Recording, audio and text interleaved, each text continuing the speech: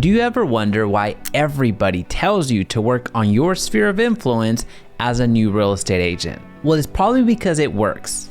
That's why. Folks, in sales, regardless if you're selling real estate, cars, insurance, anything out there, it's about speaking to the most amount of people possible. And the quickest and easiest way to speak to a ton of people is by leveraging the relationships that you already have. In other words, speaking to your sphere of influence. So here's how to work your sphere of influence the right way so you can actually see some results. First, let's identify who the heck your sphere of influence even is.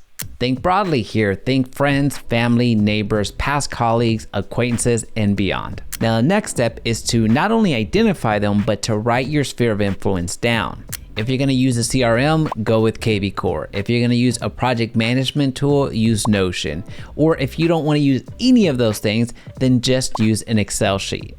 The important thing here is to have a place where you can write this entire list down, because you need to keep referencing this list over and over again in your real estate career. But before we go any further, welcome to my YouTube channel. My name is Jaime Resendiz, and I help real estate professionals exponentially grow their business through actionable content. And I'm on a mission to help reduce the over 80% failure rate for real estate agents.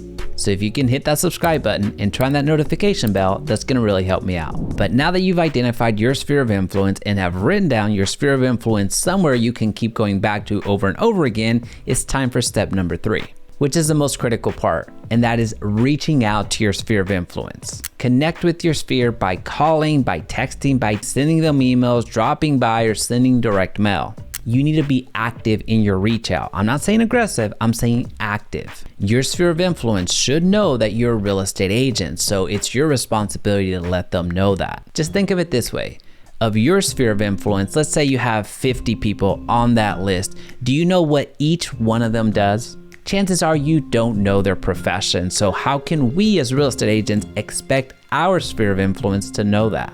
Now, when you first go through this exercise, it's going to feel awkward, it's gonna feel painful, it's gonna feel uncomfortable, and it's gonna challenge you, but that's okay, because you probably haven't done this in a while, but trust that it gets easier. Which brings us to the 4th point, which, mind you, this is where about 80% of real estate agents stop.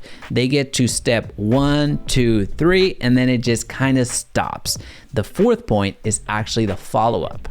20% of the real estate agents actually follow up after that initial outreach to their sphere of influence. So you're already in rarefied air if you continue following up with your sphere of influence actively. Now, I have a very detailed video on how to follow up with your sphere of influence in a systematic way to where it doesn't matter if you have 50 people on your sphere of influence or 5,000 people, you're able to reach out to them actively and they'll remember who you are. So I'll be linking up that video right here that breaks everything down in a visual way. Now, that system that I walk you through is the same system that I personally use managing my sphere of influence, which happens to be a little bit over 1,500 people at this point. Now, I know that sounds like a lot because it is. However, I have a consistent follow-up system to reach out to not only my real estate agents that are personally part of my group, the Agent First group, which information is linked down below, but also the people that are coming into the group. Now, as you continue following up on step number 5, you're going to service the low-hanging fruit. This is actually one of the end goals. This is why you're doing your sphere of influence outreach in the first place, to get business.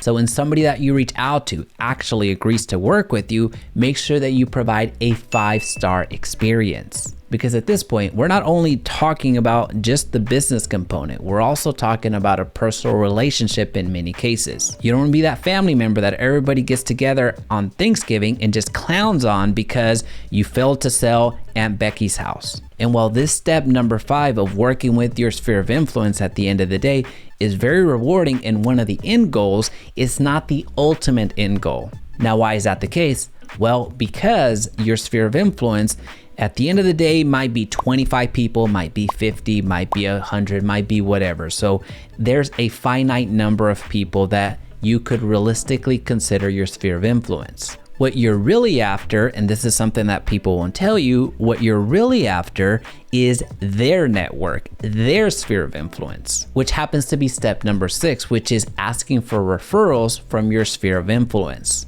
Getting those 50 people on your sphere of influence to give you the nod and connect you with their sphere of influence or their referrals is huge. That's that amplifier, which is going to be an exponential growth factor for your business. So don't be afraid to ask for that referral. In fact, what you're going to find is that your sphere of influence would much rather send you a referral that in some instances, they'll personally agree to work with you. I know that sounds wild, but that happens so frequently. Your personal homies would feel much better referring business to you than they themselves personally working with you, either because they have a funny relationship with money or they don't like mixing business with pleasure. Whatever it is that's keeping your sphere of influence from actively working with you, that's their problem, that's their issue. But if they can be avenues and conduits for more real estate business for you, it is what it is.